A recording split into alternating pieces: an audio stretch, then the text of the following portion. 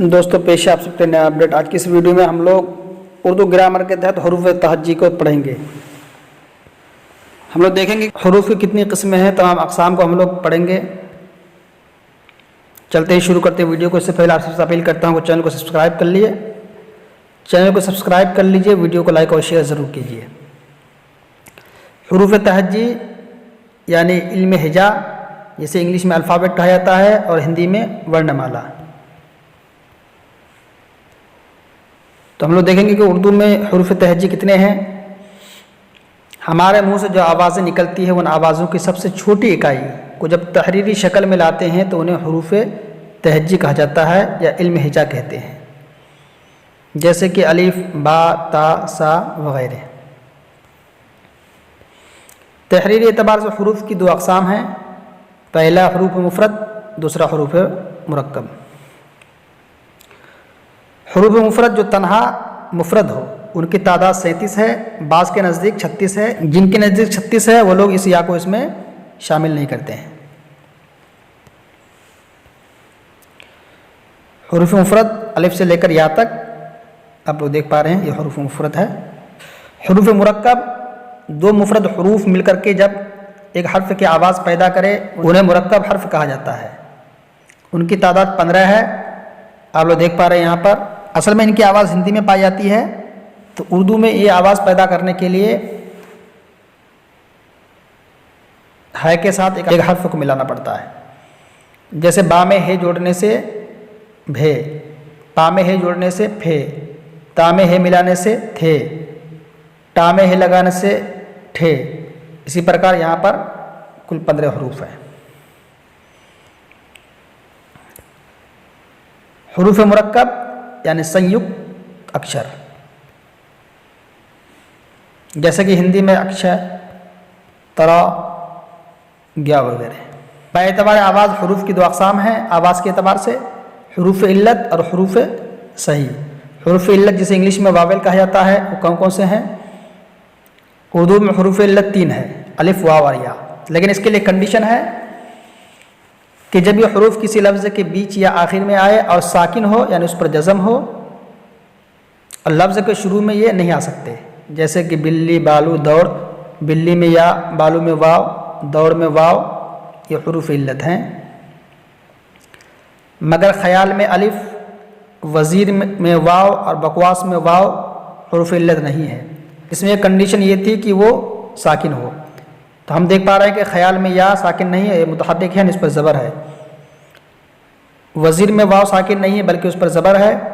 बकवास में भी वाव मुतहर्रिक है, इसलिए ये हरूफ इल्लत नहीं है।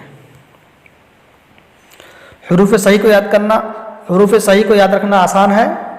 अलिफ, वाव और या के अलावा तमाम हरूफ सही हैं, जैसे कि बा, ता, सा, जीम, हा, खा वगैरह। उर्दू में अरबी, फ़ारसी, हिंदी तीनों ज़ुबानों के हरूफ शामिल हैं। तो कौन कौन से हर्फ हिंदी से लिए गए हैं, कौन कौन से फ़ारसी से लिए गए हैं, कौन कौन से हरूफ अरबी से लिए गए हैं, हम लोग देखते हैं। इसमें खालिस अरबी हरूफ सा, हा, दाल, साद, ता, ज़ा, ऐन, काफ, ये हरूफ अरबी से लिए गए हैं, खालिस अरबी के हरूफ हैं।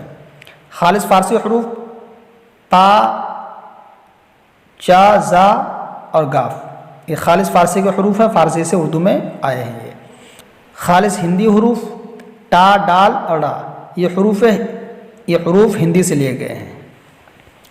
अब हम लोग हरूफ कमरी और हरूफ शमसी को पढ़ेंगे। इब्ग़ी हज्जक व खफ़्फ़ा क़ीमा, इसको याद रखना आसान है। इब्ग़ी हज्जक व खफ़्फ़ा क़ीमा, इस फ़िक्र को याद कर लीजिए। इसमें 14 हरूफ है। इन 14 हरूफ को हरूफ कमरी कहा जाता है।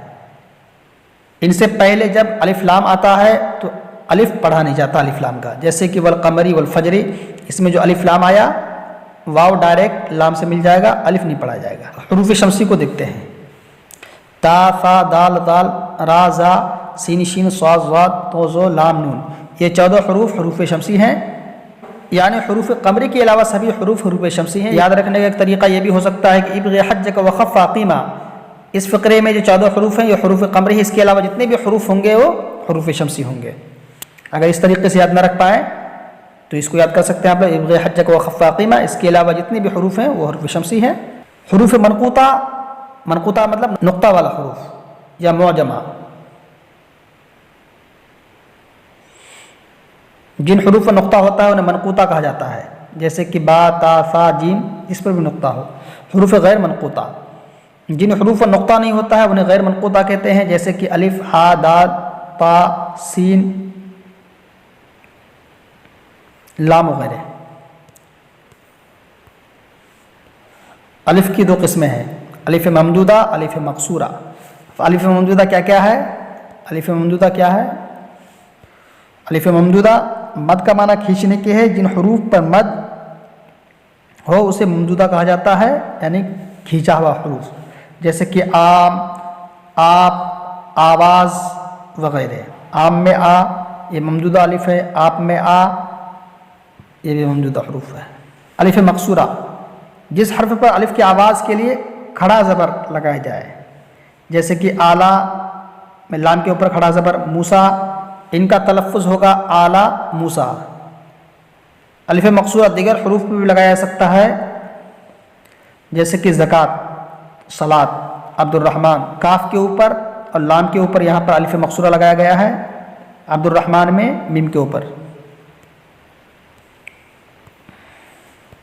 वाव मारूफ, वाव मारूफ को खींचकर पढ़ा जाए उस पर उल्टा पेश की अलामत हो, जैसे कि नूर, तूर, तराजू।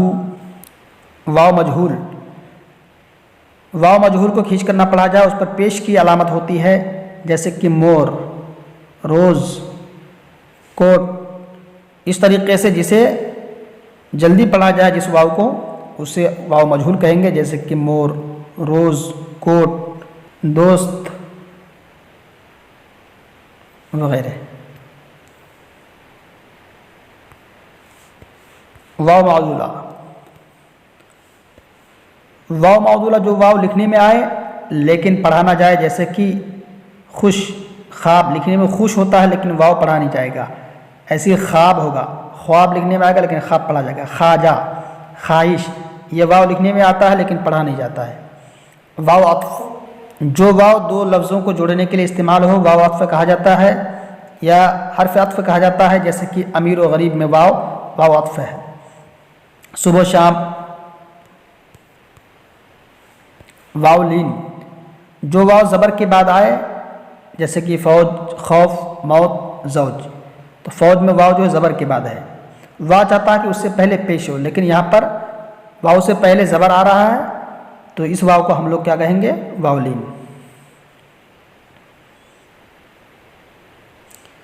अगर वाव से पहले ज़ेर भी आ रहा है तो उसे भी वावलीन कहेंगे हम लोग।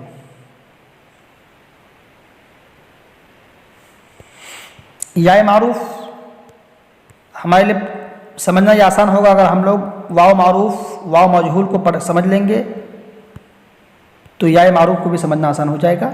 उसी तरह से पर या मारूफ जो या खींचकर पढ़ी जाए या मारूफ कहते हैं, जैसे कि मीर, अजीज़, सगीर, कबीर, इसमें या को खींचकर पढ़ते, मीर, अजीज़, या को खींचते हैं। या मजहूल जो या खींचकर ना पढ़ी जाए या मजहूल कहते हैं, जैसे कि शेर, ज़ेर, तेल, तो खींचकर नहीं पढ़ते हैं, इसको मजहूल कहा जाता है। अब ये मजहूल पढ़ने का जो कायदा है ये सिर्फ उर्दू में है, अरबी में नहीं। अरबी में हमेशा मारूफी या पढ़ी जाती है। या मादुला, जो या अपने पहले हर्फ में जम हो जाए यानी मिल जाए, या मादुला कहते हैं, जैसे कि क्यारी, प्यारा, प्याली। इस पे एक अलामत लगाते हैं वो 8 की शक्ल में, प्याली, या मादुला। जो या ज़बर या अलिफ के बाद आती है या इलिन कहलाती है, जैसे कि बैल, गैर, पैर, खैर वगैरह। लेकिन या अगर ज़ेर के बाद आए तो या इलिन नहीं कहेंगे, लेकिन ज़ेर के अलावा अगर ज़बर के बाद या आए तो उसे हम लोग या इलिन कहेंगे, जैसे कि बैल। अगर इसे हम लोग बील पढ़ेंगे, बील पढ़ने की हालत में या इलिन नहीं होगा बल्कि या मारूफ हो जाएगा। लेकिन अगर हम लोग बैल पढ़ेंगे, इस पर ज़बर देंगे बे पर, तो या लीन हो जाएगी। ये हाय मुख्तफ़ी, किसी लफ्ज़ के आखिर में आने वाली वो हा जिसकी आवाज़ ज़बर की तरह हल्की सी आवाज़ पढ़ी जाए, जैसे कि सलमा, नामा, 15, 16, 14, इस तरीके से यह हा क्या है, हाई मुख्तफ़ी। जैसे कि हिंदी में हम लोग लिखते हैं अतः वगैरह में, हाय मलफूजी उस हा को कहते हैं जो लिखी भी जाती है और पढ़ी भी जाती है। मलफूजी का मतलब जो तलफ़ुज़ में आए, जैसे कि बादशाह में हा, हमारा में यह हा, महक का हा, महक की हा, अहम। हाय मखलूती, जिस हा का इस्तेमाल दो चश्मे हा की सूरत में उसे हाय मखलूती कहते हैं। जैसे कि फूल में हा जो पे में हिले गाने से फे बन गया। भीड़ में जो हा है,